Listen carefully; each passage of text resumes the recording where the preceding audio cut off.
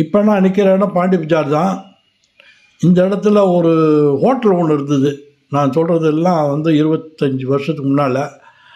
அப்போ அந்த ஹோட்டலில் சினிமாக்காரங்க பூரா சந்திக்கக்கூடிய இடம். இந்த ரைட்டில் மெயின் ரோடு மவுண்ட் ரோடு போகிறது. இந்த நேராக பார்க்குறீங்களா, அந்த ரோடு பேர் மாதவ நாயர் ரோடு. அவரை பற்றி நான் கொஞ்சம் சொல்லியிருக்கேன்.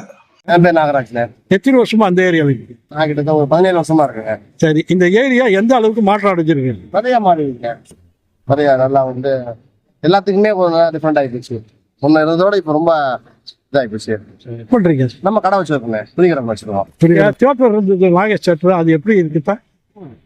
அதான் இருந்துச்சு. இப்போ அதான் இங்க லேண்ட்மார்க் தான் நாங்கள் நிறைய பேர் சொல்லிட்டு இருப்போம். நாகேஷ் தியேட்டர் பக்கத்துலன்னு சொன்னா இது உங்களுக்கு பழைய தெரியுது. இப்போ அது என்னவா இருக்கு? இப்போ ஒரு கல்யாணம் பண்ண மாதிரி போச்சு. நான் இப்போ கிருஷ்ணா தெருவுக்கு போகிறேன். நாகேஷ் தியேட்டருக்கு பேக் சைடு அந்த ரோடு போகுது. அங்கே நடிகர் சிவகுமாருடைய வீடு இருக்குது. இப்போ அவங்க புதுசாக ஒரு வீடு கட்டியிருக்காங்க. அது பிரம்மாண்டமான வீடு. அதையும் பார்ப்போம். அதில் கார்த்திக், சூர்யா, சுகுமார் அண்ணன் எல்லாம் குடியிருக்காங்க. அந்த வீட்டை நோக்கி தான் நான் பயணப்படுறேன். இந்த கிருஷ்ணா தெரு முனையில் ஒரு மழலையர் பள்ளி இருக்குது, ப்ரைவேட் ஸ்கூலு. அவங்க கட்டியிருக்கிற புது வீடு ஆற்காடு தெருவில் இருக்குதுன்னு சொல்லிட்டாங்க. இப்போ இந்த வீடை பார்க்குறீங்களா, அப்போ கிருஷ்ணப்பஞ்சு இரட்டையர்கள், அதாவது பெரிய டைரக்டர், அவருடைய வீடு இருந்த இடம். அதாவது பஞ்சு சாரா கிருஷ்ண சாரா எனக்கு சரியான நினைப்பில்லை, யாரோ ஒருத்தரோட வீடு இங்கே இருந்தது. இப்போ இடித்து கட்டிட்டு வேறு மாதிரி ஆயிட்டு. இப்போ இந்த வீடு யாருடைய வீடுன்னு எனக்கு தெரியல. இந்த இடம் பணக்காரர்களும் மிகவும் வசதி படைத்தவர்களும் இருக்கக்கூடிய இடம். டாக்டர்ஸு, பெரிய பெரிய தொழிலதிபர்கள் இங்கே இருக்காங்க. இப்போ நீங்கள் பார்க்குற வீடு சூர்யா கட்டுற வீடு. அதில் கார்த்திக், சிவகுமார் எல்லாம் இருக்காங்க. பலவித ரூமர், அதாவது சூர்யா தனியாக போயிட்டாரு அப்படி இப்படின்னு. அதெல்லாம் ஒன்றும் கிடையாது. அண்ணன் தம்பிங்க அப்பா எல்லாம் ஒத்துமையாக தான் இருக்காங்க. 1984 டைரக்டர் எஸ்.ஏ. சந்திரசேகர் குடும்பம் இந்த படத்தை தயாரித்து இயக்குனார். இந்த படத்தில் சிவகுமார் சார் நடித்தார். அதுக்காக டெக்னீஷியன் எல்லாருக்கும் கிஃப்ட் கொடுத்தார். ஆனால் இந்த படம் சரியாக போகலை. அந்த கிஃப்ட் வாங்குறது நான் தான். ஆற்காடு தெருவில் இருக்கிற புரட்சி தலைவர் எம்ஜிஆர் வீடு இது. இன்றைக்கி செவ்வாய்க்கிழமை, அதனால் இன்றைக்கி லீவு. பொதுவாக தலைவருக்கு செவ்வாய்க்கிழமை அவருக்கு பிடிக்காது. அவருக்கு ஜோதிடம் மேலே அபார நம்பிக்கை இருந்தது. அதன் அடிப்படையில் அவர் திரைப்படங்களில் நடிக்கும்போது செவ்வாய்க்கிழமையில் சண்டை காட்சிகள் ஷூட் செய்யக்கூடாது என்பது அவருடைய உத்தரவு. ஏன்னா செவ்வாய்க்கிழமை ஜோதிட அமைப்பின்படி உக்கிரமான நாள். அவர் சீஃப் மினிஸ்டராக இருந்தபோது வண்டலூர் உயிரியல் பூங்கா திறக்கப்பட்டது. வாரத்தில் ஒரு நாள் பூங்காவுக்கு விடுமுறை அறிவிக்கணும். செவ்வாய்க்கிழமை விடுமுறை அவர் அறிவித்தார். செவ்வாய்க்கிழமையை வெறுக்க தலைவருக்கு ஏதாவது ஒரு காரணம் இருந்திருக்கும். அது அடிப்படையில் தான் அவர் வெறுத்திருக்கணும். அந்த காரணம் என்னன்னு எனக்கு தெரியல. உங்களுக்கு தெரிஞ்சால் சொல்லுங்கள். ஆற்காடு ரோடை தாண்டி இந்த மெயின் ரோடுக்கு வந்துட்டேன். இந்த ரோடு அப்போ போக்கு ரோடாக இருந்தது. இப்போ செவாலியர் சிவாஜி ரோடுன்னு மாறி இருக்கு. இதுதான் சிவாஜி சாருடைய வீடு. பராசக்தி படம் 1952 ரிலீஸ் ஆனிச்சு. இந்த படம் தமிழகத்தையே புரட்டி போட்டுச்சு. ஏகப்பட்ட படங்கள் சிவாஜி சாரை நோக்கி படையெடுக்க ஆரம்பிச்சுது. இந்த வீடு அநேகமாக 1955 to 1960 கட்டப்பட்டிருக்கணும். 1963 அன்னை இல்லம் இந்த படம் ரிலீஸ் ஆச்சு. இந்த வீட்டோட பேர் கூட அன்னை இல்லம். இந்த ரோடுலேயே இந்த கட்டடத்தை பார்த்தேன். இதை பற்றி விசாரிக்கும் போது இது ஒரு ஆஸ்பத்திரியா, ப்ரைவேட் ஹாஸ்பிட்டல் அப்படி கட்டிகிட்டு இருக்காங்க. இந்த சிலை யாருதுன்னு பாருங்கள். 1947 சுதந்திரம் கிடைச்சிது. பிறகு மொழிவாரியாக மாநிலம் பிரிக்கப்பட்டது. அப்போது சென்னையில் பாதிக்கு பாதி தெலுங்கு பேசும் மக்கள் இருந்தாங்க. சென்னை ஆந்திராவுக்கு தான் சொந்தம்னு அவங்க போராட்டம் நடத்துனாங்க. அப்போ மாப்போசி மாபெரும் போராட்டம் நடத்தி சென்னையை மீட்டு தமிழகத்துக்கு தலைநகராக ஆக்கினார். அவர் வாங்கி கொடுத்ததுனால தான் சென்னை நம்ம தமிழ்நாடு கிடைச்சது. அவருடைய சிலையை தான் இப்போ நீங்கள் பார்க்குறீங்க. பாண்டி பஜார், இந்த பாண்டி பஜார் பேர் எப்படி வந்தது? இதை பற்றி பல பேர் பலவிதமாக சொல்கிறாங்க. ஆனால் அது உண்மை இல்லை. உண்மையான விஷயம் என்னென்னா, பனங்கல் பார்க்கிலேருந்து தேனாம்பேட்டை சிக்னல் வரைக்கும் தியாகராயர் சாலை இதுதான். சுமார் 75 வருஷத்துக்கு முன்னால் பாண்டிச்சேரியை சேர்ந்த சொக்கலிங்க முதலியார் கீதா கப்பேன்னு ஒரு இடத்துல 10 கடை உள்ள வணிக வளாகத்தை நடத்திக்கிட்டு வந்தார். அந்த இடத்துக்கு பாண்டி பஜார்னு பேர் வச்சார். பின்னால் அந்த பேரை நிலைச்சி பாண்டி பஜார்னு ஆயிடுச்சு. இதுதான் உண்மையான வரலாறு. இப்போது நீங்கள் பார்க்குற விஜயா ஹால் திருமண மண்டபமாக இருக்கிற இந்த இடம் 1984 நாகேஷ் தியேட்டராக இருந்தது. பிரபல காமெடி நடிகர் நாகேஷுக்கு சொந்தமான இந்த தியேட்டர் கட்டி முடிக்கும்போது சென்னை கார்ப்பரேஷனில் லைசன்ஸ் கிடைக்கல. காரணம், தியேட்டருக்கு எய்த்தாப்பில் இருந்த பள்ளி.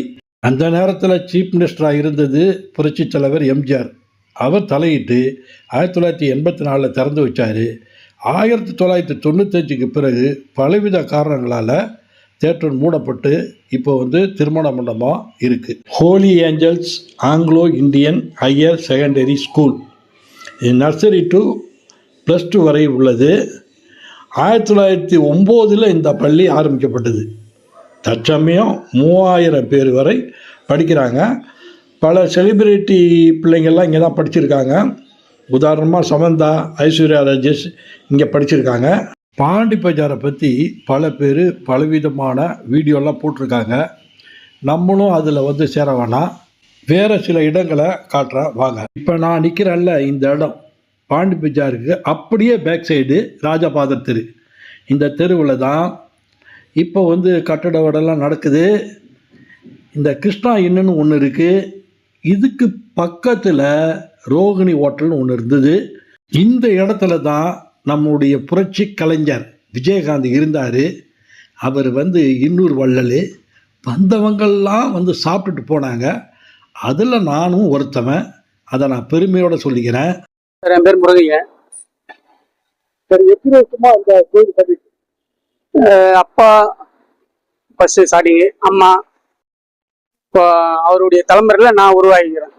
எனக்கு 2வது தலைமுறை, 3வது தலைமுறை என் பையனா இருப்பான். நான் படிச்சது 7th சார். அப்போ வெட்டின ரோடு பாண்டி பஜார் இருக்க பார்த்து இப்போ ஸ்மால் சிட்டி வர பார்த்து வியாபாரம் கம்மியாகுது ரொம்ப. அப்போ 200-300 காய் வெட்டுவோம். காய் நம்ம 39 கோயிலேருந்து எடுத்துன்னு வருவோம். அங்கேருந்து வண்டியில் ஏற்றிக்கின்னு இங்கே இறக்கி வியாபாரம் பண்ணுவோம். கல்யாணம் ஆயிடுச்சு. ஒரு பையன் ஒரு பொண்ணு. பையன் மேரேஜ் ஆயிடுச்சு. பாப்பா பையன் 10th படிச்சான், பொண்ணும் 10th. கவர்மெண்ட் ஸ்கூல் தான் சார். அம்மா அவங்களும் இதே தொழில் தான். இப்போ அவங்களால முடியல, அவங்க ஓய்வு கொடுத்துட்டேன். எனக்கு தெரிஞ்ச வரைக்கும் சப்தகிரி தான் நல்லா இருக்கும். நல்லா நம்மளுக்கு ஏற்ற ஹோட்டலு, நல்லா சாப்பிடலாம். நல்ல வெஜிடேரியன் நல்ல ஹோட்டலு. எனக்கு தெரிஞ்சு 45 வயசு ஆகும்போது இது வரைக்கும் சாப்பிட்டு தான் வரேன். அந்த ஹோட்டலில் நல்லா தான் இருக்கு. அந்த இளநீ வியாபாரி சொன்ன இடத்துக்கு தான் போகிறோம். இது தலைமை போஸ்ட் ஆஃபீஸு டி நகர்லேயே. அதுக்கு எதிர்த்த மாதிரி தான் இந்த ஹோட்டல் இருக்குது. நம்ம அலைய வண்டியில் இங்கே தான் இருக்குது. இந்த ஹோட்டலை வச்சு நடத்துகிறவர் கன்னடக்காரரு, உடுப்பியை சேர்ந்தவர். ரொம்ப காலமாக நடத்திட்டு இருக்காரு. அவருடைய நேர்காணலை பார்க்கலாம் வாங்க. என் பேர் உமேஷ். 35 வருஷமா இருக்குது. நல்ல ரெஸ்டாரண்ட். காலைல 7 மணிக்கு நைட்டு 11 மணி வரை.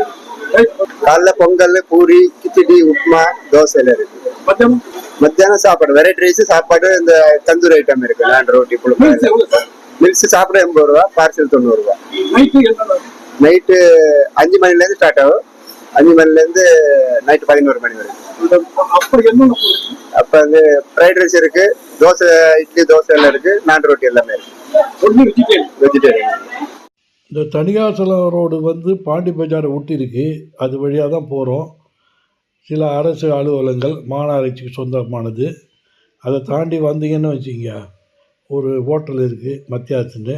இந்த இடத்துல தேர் பிரியாணின்னு ஒரு கடை இருக்குன்னு சொன்னாங்க. அதுக்காக உட்காந்துருந்தேன். ரொம்ப நேரம் ஆச்சு, கடை திறக்கலை. அதனால் கிளம்பி நான் வீட்டுக்கு கிளம்புறேன். வெயில் தாங்க முடியல. சென்னை வெயில் நமக்கு ரொம்ப அன்ஈஸியாக இருக்குது. ஆட்டோவில் நான் பயணப்படுறேன். இந்த இடம் இருக்குல்ல, இந்த இடம் இந்தி பிரச்சார சபா. ஹிந்திலாம் கற்றுக் கொடுப்பாங்க. இது ஒரு ஐகான் பிளேஸு. இந்த இடத்துக்கு வந்தாக்கா சந்திக்கலான்னு சொல்கிறக்கூடிய ஒரு இடம். ஒரு 7 மணி சுமாருக்கு இந்த இடம் வந்திருக்கேன். இந்த இடம் எங்கே இருக்குன்னாக்கா, கனமாப்பேட்டை சுடுகாடு பக்கத்தில் கொஞ்சம் தூரம் வந்தீங்கன்னாக்கா உஸ்மான் ரோடு வரும். அந்த முனையில் இந்த இடம் இருக்குது. இந்த கோயிலை பற்றி பல விஷயங்கள் நீங்கள் தெரிஞ்சுக்கணும். இது வந்து சாமானியப்பட்டவர்களுடைய கோயில். வணக்கம் ஐயா, என் பேர் வேம்புலி ரமேஷ். சுமார் ஒரு 40 ஆண்டுகளாக இந்த கோயிலில் பூசாரியாக பணியாற்றி வருகிறேன். இங்கே மந்திரிக்கு தான் ரொம்ப போண்டான ஒரு விஷயம். குழந்தைங்கள்லேருந்து பெரியவங்க வரைக்கும் அங்கே வந்து மந்திரிச்சு கயிறு கட்டின்னு போவாங்க ஐயா. உடம்பு சரியில்லாமல் பயந்து திருஷ்டி, இப்படி வீடு பிரச்சனை, குடும்பத்தில் பிரச்சனை, இப்படி பல இதில் வந்து அவங்க குறைய சொல்லுவாங்க. அந்த அம்மா நிறைவேற்றி வைப்பாங்க. அதனால தான் இங்கே கூட்டம் கூடுது ஐயா. வெள்ளி, செவ்வாய், ஞாயிறு எல்லாம் அதிகமாக இருக்கும். அமாவாசைனா ராத்திரி 12 மணி வரைக்கும் இருக்கும் இங்கே கூட்டம். ஆடி மாதம் பிரம்மாண்டமாக நடக்கும் ஐயா அந்த திருவிழா. அன்னதானம்லாம் சுமார் ஒரு 7,000-8,000 பேர் வந்து சாப்பிடுவாங்க. தினமும் நல்ல ஒரு உத்தரம் நல்ல பிரம்மாண்டமாக நடக்கும் ஐயா இந்த திருவிழா. ஊர் அத்தனை 3 மக்களும் வந்து சேர்ந்துருவாங்க. இங்கே ஒத்துமையாக செயல்படுத்தி நடத்துவோம். இருக்காரு கோவிந்தசாமின்னு இருக்காரு. என் பேர் வெங்கடேஷ். ஐடி டிபார்ட்மெண்ட்டில் ஒர்க் பண்ணுறேன். நாங்கள் வந்து இது டி நகரில் தான் இருக்கோம். நாங்கள் வந்து விழா குழுவினர்கள் மொத்தம் ஒரு 50-60 பேர் இருக்கோம். நாங்கள் வந்து ஒரு கடைசி 15-20 வருஷமாக நாங்கள் விழா குழுவினர்களாக வந்து இந்த ஆடி மாத திருவிழா அப்போ நாங்கள் பூசாரி ரமேஷ் அவர்களுக்கு வந்து உதவி செய்வோம். எங்களுக்கு வந்து வழி நடத்திட்டு வரவங்க வந்து எங்களோட விட மூத்தவங்க இருக்காங்க. ஒரு 10-15 அண்ணங்களாக இருக்காங்க. ஆதிராஜ், செந்தில், பச்சையப்பன், சிவா, அது மாதிரி எங்களுக்கு இங்கே இருக்க பெரியவங்க மூத்தவங்க எல்லாரும் இருக்காங்க. அவங்களுடைய வழிகாட்டுதல் பிரகாரம் இளைஞர்கள் நாங்கள் எல்லாருமே வந்து ஒன்று சேர்ந்து பண்ணிட்டு இருக்கோம். சனி, ஞாயிறு 3 நாளுமே வந்து 3 வேளையும் வந்து அன்னதானம் வந்து சுமார் 500 பேர்லேருந்து 600 பேர் ஒரு வேலைக்கு வந்து இங்கே சாப்பிடுவாங்க. அதுக்கப்புறம் திங்கக்கிழமை வந்து 11 கடை வெட்டுவோம் ஞாயிற்றுக்கிழமையில். அது வந்து திங்கக்கிழமை பிரியாணியாக வந்து இங்கே பொதுமக்கள் அனைவருக்கும் அன்னதானமாக வழங்கப்படும். வருஷத்தில் ஒரு நாள், ஆடி மாதம் 5ஆம் வாரம் எப்போவுமே இங்கே வந்து திருவிழா நடக்கும். இது வந்து 41ஆம் ஆண்டு திருவிழா நடக்குது. திருவிழா வந்து ஞாயிற்றுக்கிழமை இரவு வந்து தீ மிதித்து முடிப்போம். அதுக்கப்புறம் திங்கக்கிழமை மதியம் வந்து பிரியாணி எல்லாருக்கும் போடுவோம். இந்த மேம்பாலம் கட்ட ஆரம்பித்து சுமார் 2 வருஷத்துக்கு மேலே ஆச்சு. இந்த வருஷம் டிசம்பரில் திறக்கப்படும்னு சொல்கிறாங்க. இதோ இந்த பஸ்ஸு போகுது இல்லை, இந்த ரோடு உஸ்மான் ரோடுன்னு அழைக்கப்படுது. இந்த ரோடு மவுண்ட் ரோட்லேருந்து ஆரம்பித்து கோடம்பாக்கம் ஓவர் பிரிட்ஜ் வரைக்கும் போகுது. பனங்கல் பார்க்கு வரைக்கும் தெற்கு உஸ்மான் ரோடு, அதுக்கு மேலே வந்து north Usman road. Khan Bahadur sir Muhammad Usman 1920 நீதி கட்சி சார்பாக சட்டமன்ற உறுப்பினராக இருந்தார்.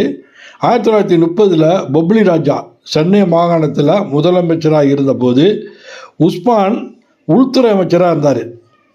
சென்னை மாகாணங்கிறது அப்போ தமிழ்நாடு, ஆந்திராவோட ஒரு பகுதி, கர்நாடகாவில் ஒரு பகுதி, கேரளாவோட உள்ள பகுதி, இதெல்லாம் சேர்ந்தது தான் சென்னை மாகாணம். டி நகரில் உள்ள சிவா விஷ்ணு டெம்பிள், இது வந்து ஒரு புகழ்பெற்ற கோயில். இந்து சமய அறநிலைய துறையில் அதன் கட்டுப்பாட்டில் இருக்கிற கோயில். உள்ளே போய் வீடியோ எடுக்கணும்னு கேட்டேன். அதெல்லாம் முடியாது, வெளியே இருந்து எடுத்துக்கங்க, உள்ளெல்லாம் எடுக்கக்கூடாதுன்னு அங்கே உள்ளவங்க சொல்லிட்டாங்க. அதனால் வெளியே இருந்து எடுத்துருக்கேன், பார்த்துக்குங்க. இங்கே ஒரு லிஃப்ட் இருக்குது. இந்த லிஃப்ட் வழியாக ஸ்கைவாக்கில் பயணம் செய்ய போகிறேன். வாங்க, உங்களையும் அழைச்சிட்டு போகிறேன். உஸ்மான் ரோடு முனையில் இந்த லிஃப்ட் இருக்குது. இதில் தான் நான் போகிறேன்.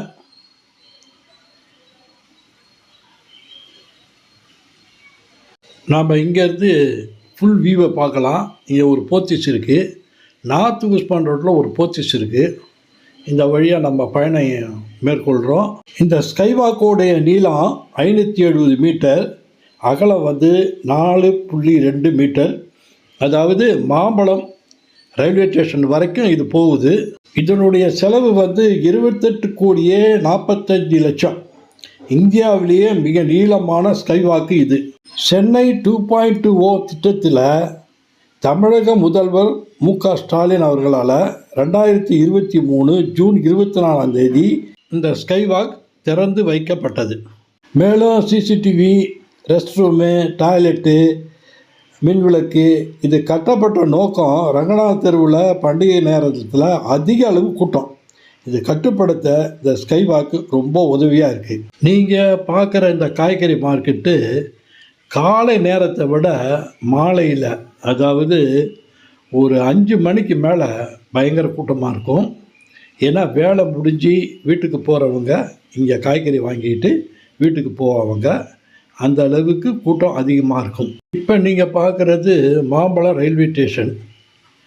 இது வந்து அந்த பக்கம் இருக்கிற இடம் வந்து வெஸ்ட் மாம்பழம்னு சொல்லுவாங்க. கரும்பு ஜூஸ் சாப்பிட்ணுன்னு சொல்லிட்டு இங்கே கேட்டேன். 30 ரூபான்னாங்க. ஐஸ் போட்டது இருக்குன்னாங்க. வேணாம், எனக்கு ஐஸ் இல்லாதது கொடுங்கன்னா அப்படின்னு நான் கேட்டேன். உடனடியாக என் கண் முன்னால் கரும்பெல்லாம் எடுத்து ஜூஸ் பண்ணி கொடுத்தாங்க. கொடுத்து குடிக்கும்போது அவ்வளோ தண்ணியாக இருந்தது. என்னடா இப்படி தண்ணியாக இருக்கேன்னு பார்க்கும்போது கரும்பு ஜூஸ் புளிகிறாங்கல்ல, கீழே ஒரு பாத்திரம் இருக்குது. ஆல்ரெடி அதில் வந்து தண்ணி இருந்திருக்கு. அந்த தண்ணியோட கரும்பு ஜூஸையும் சேர்த்து நம்ம கொடுக்குறாங்க. நான் பெங்களூரில் பல இடங்களில் கரும்பு ஜூஸ் குடிச்சிருக்கேன். 20 ரூபா தான். ஆனால் இங்கே சென்னையில் 30 ரூபா வாங்கிட்டாங்க. ஆனால் ஏமாத்துறாங்க. 1970 செப்டம்பர் மாதம் 4ஆம் தேதி செல்வரத்னம் என்பவர் தூத்துக்குடியில் உள்ள பணிக்கர் குடியிருப்பு கிராமம், அந்த கிராமத்திலேருந்து இங்கே வந்து ரங்கநாத் ஸ்ட்ரீட்டில் பாத்திர கடையை ஆரம்பித்தார். வியாபாரம் பெருக தன்னுடைய சகோதரர்களான யோகரத்னம், ராஜரத்னம் இவங்களை வர வச்சு 1973 சரவணா ஸ்டோரு ஜவுளி கடையை தொடங்கினார். 1998 வீட்டுக்கு தேவையான எல்லா பொருட்களும் கிடைக்கும்படி 1 லட்சம் சதுர அடியில் 5 மாடி கட்டடத்தை திறந்தாங்க. 2000 ஒரு தொழிலதிபர் சரவணா ஸ்டோரை பார்த்து ஆச்சரியப்பட்டு அதே மாடலில் ஒரு கடையை திறக்கணும்னு முடிவு பண்ணி கடையை திறந்தார். அவருடைய கடை பேர் பிக் பஜார். அவருடைய பேர் வந்து கிஷோர் பியானி. இப்போ இந்தியா பூராவும் பிக் பஜார் கடை இருக்குது. இந்த குடும்பத்தில் தனித்தனியாக பிரிஞ்சிட்டாலும் தி லெஜண்ட் சரவணன் மட்டும் மாபெரும் வெற்றி பெற்று தொழிலதிபராகவும் நடிகராகவும் இருக்கார். இந்த சரவணா ஸ்டோர் தமிழ்நாட்டு பொருளாதாரத்தை அடுத்த கட்டத்துக்கு கொண்டு போச்சு. பலருக்கு வேலை வாய்ப்பை பெற்று தந்தது.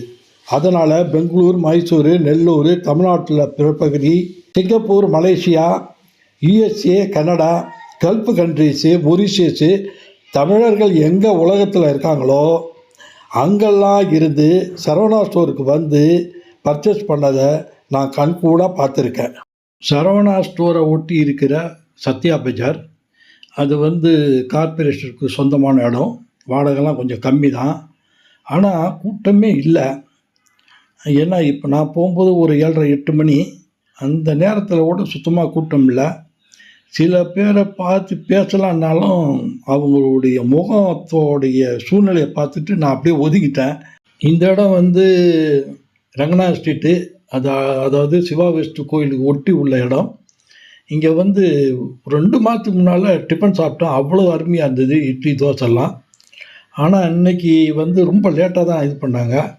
எப்போதும் 6:30 மணிக்கு திறக்கிறது 7:30 மணிக்கு திறந்தாங்க.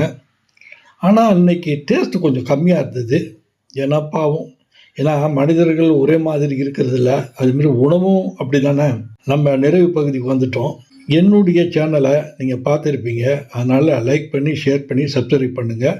மீண்டும் வேறு ஒரு வீடியோவில் வேறு ஒரு இடத்தை அனாலிசிஸ் பண்ணி உங்களை சந்திக்கிறேன். நன்றி, வணக்கம்.